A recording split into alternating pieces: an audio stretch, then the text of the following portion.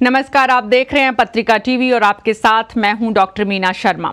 देश में बड़े बदलाव के नारे दिए जा रहे हैं। देश में चौकीदार बनकर सब सुरक्षा की गारंटी दे रहे हैं। पार्टी विद द डिफरेंस का वादा करने वाली बीजेपी व्यक्तिवाद के नशे में इतनी डूब चुकी है कि ना शब्दों की मर्यादा याद रही और ना ही देश की संस्कृति। देश लोकसभा चुनाव की चौखट पर है। सत्ता की चाबी हथियाने का हर जतन हो रहा है। चुनावी रैली, चुनावी भाषण, चुनावी बैठकें, चुनावी चिंतन और चुनावी चापलूसी। जी हां, चापलूसी करने की इस आदत में पढ़े लिखों की बुद्धि भी मानो घास खाने चली गई हो।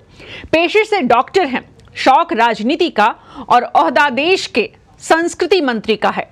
ये परिचय है उन महाशय का जो जोश में होश खो बैठे। ये परिचय है उन मंत्री जी का जो राजनीति की मर्यादा भूल गए। राजधर्म कहता है कि राजनीति राजकाज के लिए मंच देती है, तो मंच पर बोलते समय अपनी जुबान पर लगाम रखें। राजधर्म कहता है कि न्यू इंडिया के नारे देने वाले नए भारत का मतलब भी समझें।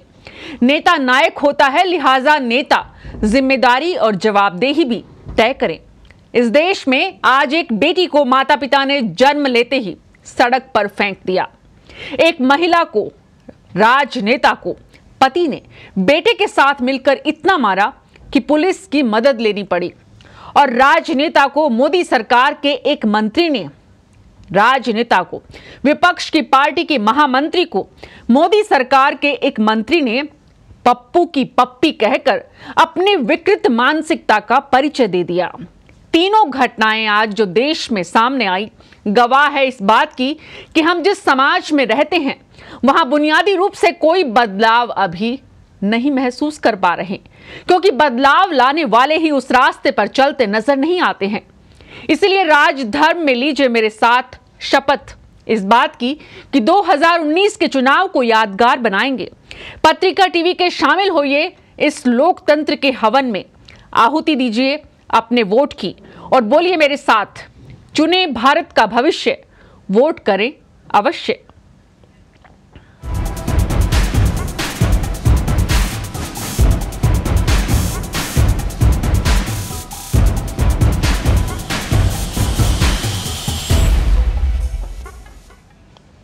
पत्रिका टीवी पर आप राजधर्म देख रहे हैं और मैं हूं आपके साथ डॉक्टर मीना।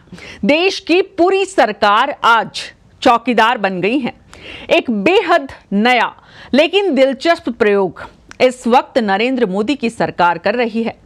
मंत्रियों के नाम के आगे इस तरह चौकीदार का आधिकारिक इस्तेमाल करना क्या कानून संगत है? इस सवाल का जवाब तो चुनाव आयोग और देश की न्यायिक प्रणाली ही तय करेगी। लेकिन विपक्षी दल कांग्रेस की नेता प्रियंका गांधी ने एक सवाल उठाया है। सवाल ये कि चौकीदार की जरूरत किसको है? चौकीदार कौन रखता है? चौकीदार क्या करता है? सवाल वाकई में बीजेपी के पूरे कैंपेन पर भारी पड़ने वाला हो सकता है, क्योंकि सवाल में दम है। अगर इस देश की जनता ने इस सवाल को समझ लिया तो सारे चौकीदार ट्विटर पर एक बार फिर से नमोदार बनते नजर आएंगे। राजधर्म कहता है कि नारों से इतर मुहावरों से आगे भी चौकीदार बनने की यह लालसा व्यक्तिवादी राजनीति को बढ़ावा देने वाली नजर आ रही है। व्यक्तिवाद का विरोध करने वाले अब सामूहिक रूप से भक्तिवाद में लीन हो गए हैं। ये ना किसी पार्टी के लिए अच्छे दिन है और ना ही किसी देश और समाज के लिए। लोकतंत्र की जंग लोकतांत्रिक तरीकों से जीती जा सकती है, तो लोकतंत्र की इस जंग को जीतना है तो आपको वोट करना है। इसलिए बोलिए मेरे साथ, चुने भारत का भविष्य, वोट करें अवश्य।